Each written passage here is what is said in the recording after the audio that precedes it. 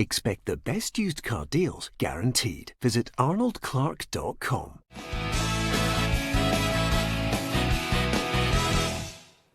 Welcome to Peter and Roughie's football show, sponsored by Arnold Clark. I'm Peter Martin. It's Thursday. Thanks for joining us on the show. In the studio tonight, Alan Rough, Tam Cowan and Mark McGhee is our special guest on the football show. Really looking forward to chatting to Mark. And of course, we'll be discussing Europa League.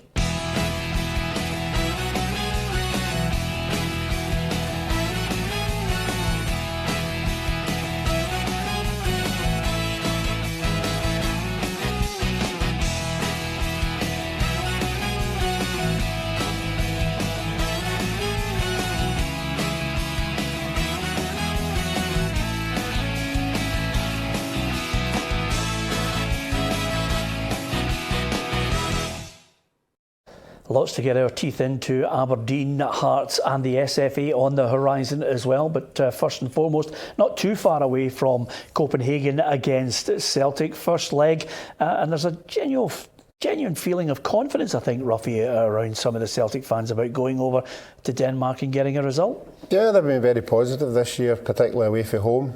They've managed to get results in places we wouldn't have expected. So they're going there with confidence. Obviously a couple of wee hiccups with injuries, but I think they should be good enough to come away with a result of some kind. Yeah, there was a time when we were talking about Celtic's abysmal record in European football. Now they've only lost one in the last 7. Yeah, away from home. Yeah, well, I mean, for so long they found it so difficult to get that result, even in nights when you thought maybe they deserved it, they were getting nothing. So yeah, they've turned that on its head a bit, and therefore they can go to Copenhagen with a bit of hope that they can get. I think they will get a result. I don't think they'll get beaten. Yeah, is it a blow, Mark, not having the likes of Griffiths, because he seems to have really pushed himself back to the forefront of everyone's thoughts? Yeah, well, I mean, I'm a big Lee Griffiths fan, you know, going back to our time with Scotland and seeing him up close when he was really, I felt, at his best then, and he was developing into a really good player. As far as the opposition is concerned, as ever with a manager, they don't underestimate Copenhagen. Well, we're in good form, you know, so, you know, I know I touched on a couple of injuries there, but you know we've got a good complement of players here as well. So confidence is good, but we obviously not taking anything for granted in terms of Copenhagen. They're a strong team and they are difficult to beat. And they've come out of the group very strongly with some quality teams like Dynamo Kiev and Lugano left behind. So can't underestimate Copenhagen.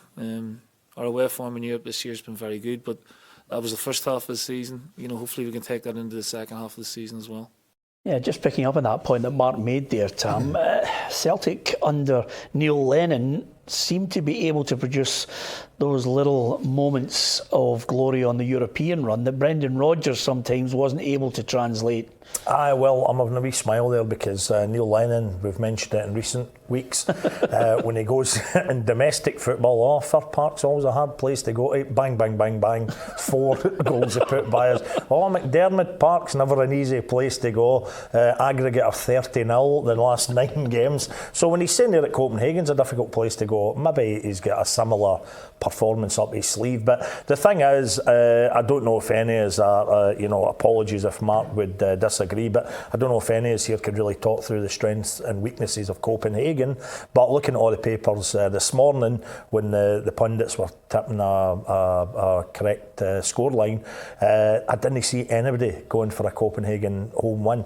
So I think Celtic have got a bad draw there. Although when it gets into the Europa League, I always think if the clubs like Celtic and Rangers maybe don't have a chance of winning it, they might have preferred a bit of glamour and maybe get one of the big, because there's a few big English teams in it, of course, now, and get one of the kind of Battle of Britain, old enemy clashes, whatever you call it. But, and again, for me, you know how I feel about that, Peter, it is only the first leg.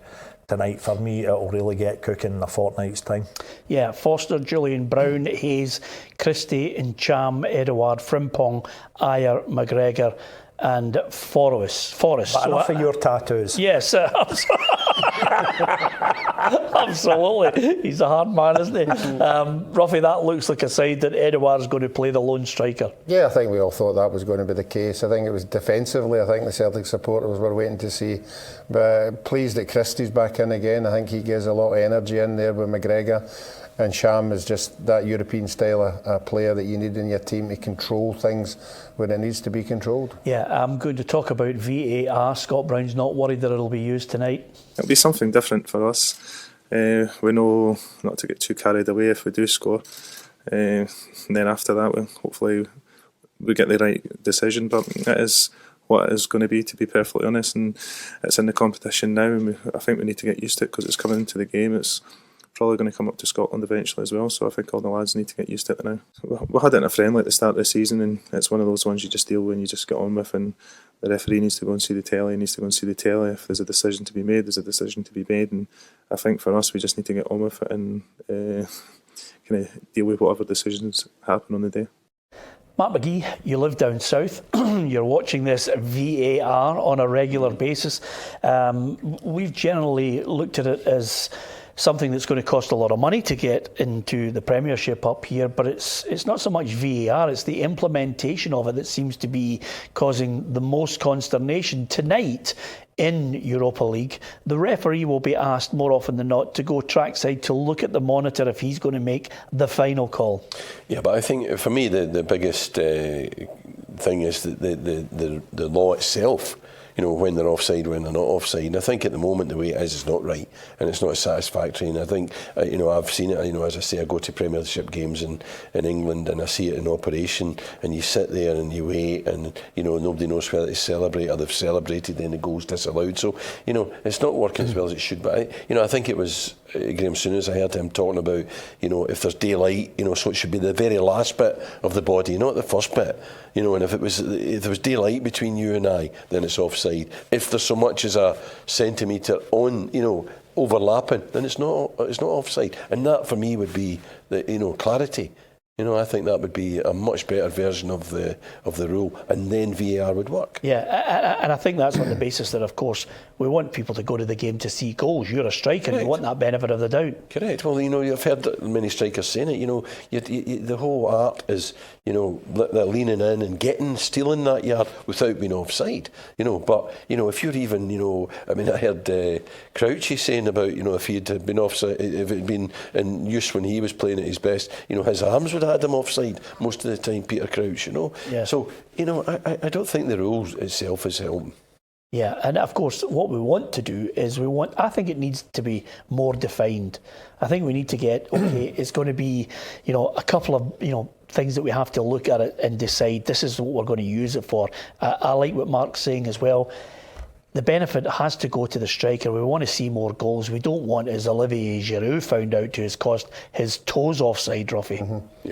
Yeah, the other thing we want is a quickness of a result as well. We don't want to be hanging about, and get it done. But the two of you are right, scoring goals is what it's all about. And to cancel out a goal because somebody's heel is so many centimetres over a line, and they're not even interfering with play. Some of the ones that have been disallowed, you're like, oh my goodness, if you were... to be honest, I don't know how the managers and even the players themselves sometimes keep their cool, because, it's just so ridiculous. But you know what, ultimately you can't have it both ways, because when they did first think about introducing VAR, the guys responsible for it are going to say, right, here we go, we now have the technology, we do now have the pictures, the referee and the team behind the scenes can look at the pictures. So whether it is a toe, a finger, an earlobe, anything that's offside, then I'm sorry, but that's tough, you're offside. Yeah, absolutely, Tam. But, by translating it the way they translate it now, it's disallowing a lot of goals that were it to be the reverse, so that it's the last bit of your body, there'd be a lot more goals getting scored. You know what I mean? So, yeah, absolutely. If it's offside, it's offside. But it's the interpretation of that law. Is it that last bit or is it the first bit? And for me, there'd be more goals scored if you made the rule it's the last bit of the body rather than the first bit. What would VAR have done to the great Ali Brazil's career? I remember him at Hibs, what a hooter. Yeah. One of the best ones ever in Scottish football. Well, constantly offside. One of the ones, a player that I remember, lived on the edge of offside was Coisty.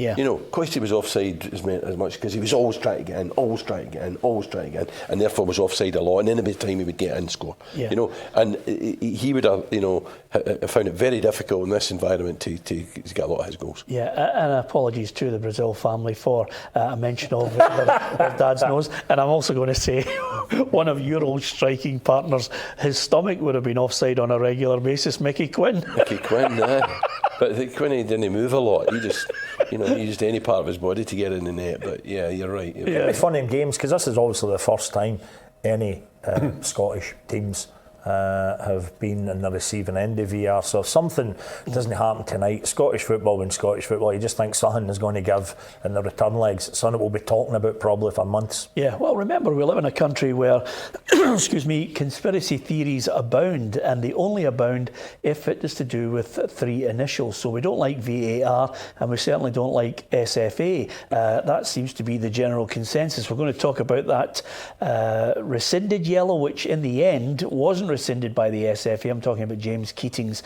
being denied a place in the Challenge Cup final. That's coming up. Hearts' big game against St Mirren. Of course, the heroics of Aberdeen in the Scottish Cup. But let's not forget there's another Europa League match involving a Scottish team, and it's at home. It's at Ibrox, and our man Gabriel Antoniazzi is out there. Welcome to Ibrox, where this evening Rangers welcome Braga for the first leg of their last 32 tie in the Europa League. It's the furthest they've been in European competition since 2011.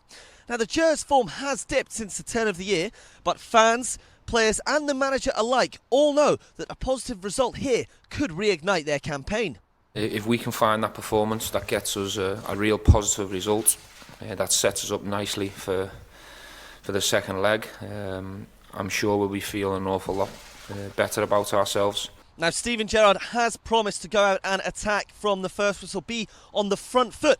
But speaking to Captain James Tavernier yesterday, he believes it's more important to keep a clean sheet at home, considering the away goals rule. It's a two-leg game, so you know we've got to be patient no matter what's happening throughout the game, and we're hoping to, as a team, to come away with a clean sheet.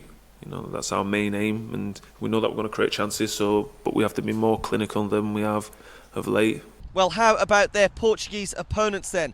Well, back in December, Braga seemed like one of the best possible draws. But since then, they've got a new manager, signed several new players, and they've turned their season around, winning 9 of their last 10 games. Gerrard knows that all too well. Well, I think they are the form team in Portugal right now. I think over the last 4 or 5 weeks they've won a cup final against Porto. They've beat Sporting Lisbon, they've beat Benfica just recently. So we've got nothing but respect for this team that are coming. Now, it will be the biggest stage that many of the players have played on, and it could be a turning point for them. Now, most of the fans behind me here will be hoping that tonight sees them take a result to hang on to in a week's time over in Portugal and can inspire them for the rest of the season. Yeah, Rangers looking for a positive result, and they're against a Braga side, as Gabriel alluded to there, who've suddenly had a bit of form. I never think Portuguese sides are easy to play against anyway, Matt. They're always technically gifted. Yeah, I mean, I think, like, you know, a couple of, you know, many countries in Europe that are dominated by just a couple of teams. You know, Portugal normally it's Porto and Benfica you hear about, and you know, these sort of teams can come up the rails a wee bit, you know, in the sense that you'd be surprised because they are decent, you know, they work hard in their young players, they develop players, and they're good at wheeling and dealing in South America, that sort of thing. So they can surprise you. So I think it'll be a difficult game. I mean, that goes without saying. But I also think, as we spoke about earlier, I think the whole Ibrox thing can, you know, become the key, like it has been for so many occasions for Celtic at Parkhead, you know, the home advantage. And I think Rangers have to take advantage of that tonight. Yeah, I've got to ask you this question. I know you said when you signed for Aberdeen that Alex Ferguson mentioned that he wanted to obviously have a real goal for the Premier League, and they wanted to win a European Cup within 5 years. Did you go into a season? I'm looking at Neil Lennon saying we're in it to win it, which is all very positive, and I'm sure Rangers and Celtic fans would love to go to the latter stages like they did in 2003, 2008. Did your guys all sit down and think, hey, we could win this? No, not in a million years. But I think what it did do is we sat down and we thought we could win each game as it came along. You know, so we didn't get ahead of ourselves, but we said, you know, tonight it's Braga, you know, we can win this. Yeah. You know, and you go about your business to win it, and you win it, and then you look to the next game. You know, and if they do it that way, you know, literally playing the present, then they give themselves a chance. I don't think you can sit here tonight and say we can win this competition, because anything can happen. Yeah, and with that in mind, did you stand in the tunnel at Pittodrie and look at Klaus Augenthaler and think, yep, we can beat Bayern Munich tonight? Yeah, I just stood and I looked at Klaus Augenthaler and I thought, I'm going to smash him. That's far too good looking. That's good enough for me. The reason I mention it, Tam, is I look at it. Listen, I love managers saying, you know, we want to go all the way. It's great. It's a great positive attitude. But I'm looking Benfica, Ajax are in it, Arsenal are in it, you know, Roma are in it as well. Red Bull, Inter Milan. There's a few tasty teams in there that Absolutely. they would have to get past. And there's the incentive. Although I think for Rangers, I think they might get a wee lift at the fact simply this isn't a league fixture, because the headlines recently have been talking about Rangers being gritty, not pretty, and they've been eking out results maybe against the likes of Livingston stuff. But you get a packed house there at Ibrox tonight. It is a big European occasion, and it is no a great team, I would imagine, that they are playing, and you can get fired right in. Although I'm looking outside the studio here, Peter, and seeing that the snow is coming on now rather heavily. So I hope that doesn't have a bearing on tonight's occasion. Yeah, absolutely, and let's hope it doesn't have a bearing on Mark's flight out of Scotland. If it does, then Roughie will be called immediately, and we will be taking up a position just in front of a bar for a wee night out. Just wanted to get your old teammates back together with you, Roughie. Talking about teams that might celebrate, I don't think you would have denied the Aberdeen team the odd sherbet after last night, Roughie, because boy, did they look down and out. Yeah, they certainly did, and everything that's been going on up there, they've been getting results, you know, to try and get the fans back on board again. They've got a couple that night. That game last night as well just emphasises what Derek wants. He wants to get to a semi-final. He thinks the Aberdeen supporters deserve it, obviously with the resources Rangers and Celtic have got. So I think it's a good win for them. Don't forget about the score in a couple of days. It's into the heart for the next round. Yeah, Peter, it's time you used your influence or a word with somebody at UEFA. The very fact, and okay, it was a bad result and end up for Motherwell, but an absolute thriller at Fir Park, going to a penalty shootout Tuesday night, Wednesday night, 7 goals down there at Rugby Park. Not a bit of it on the telly because there was Champions League football on at the same time. Now, you can't tell me that I mean, certainly Man City get their game on Sky Sports, and the story goes that they're quite happy to pay a fine if they, you know, it's a slap in the wrist really kind of thing.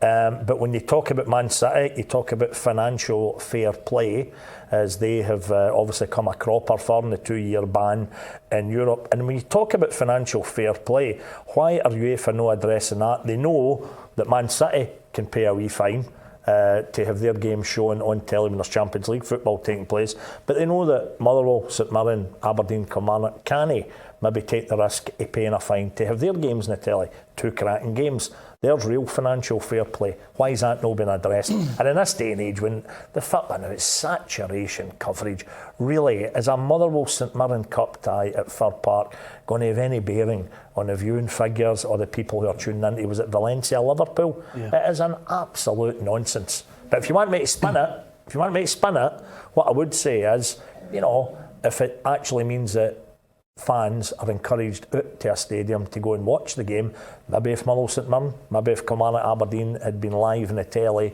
folk might just have sat in the house and not going out to experience a real deal.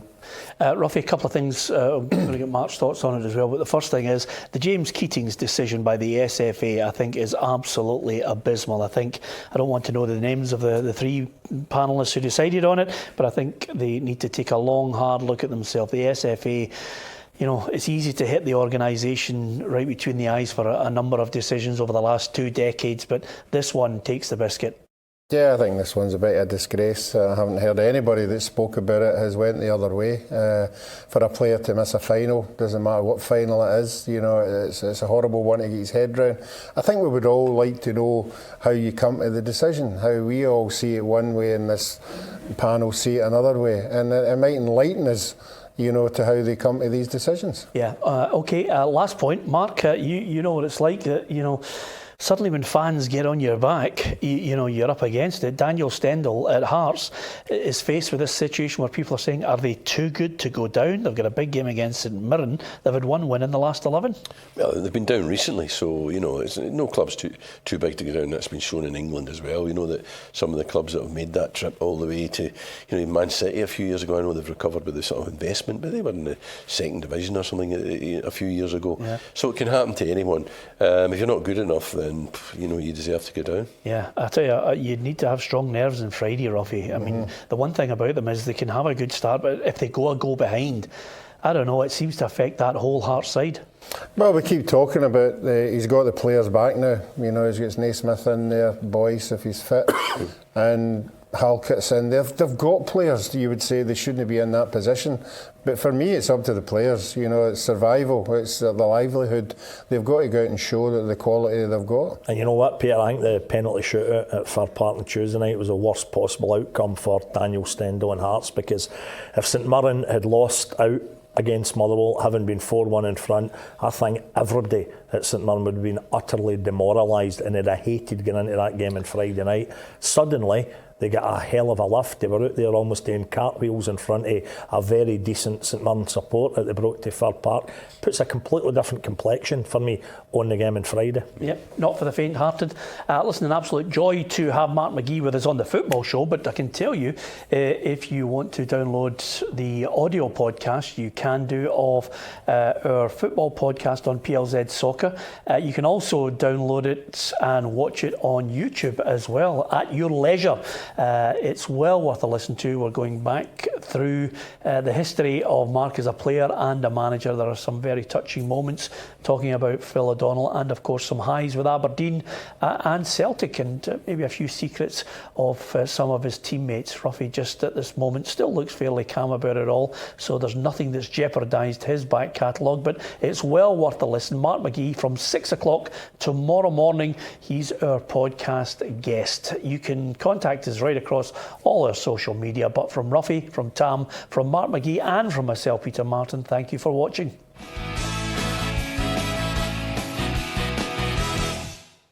Expect the best used car deals guaranteed. Visit arnoldclark.com.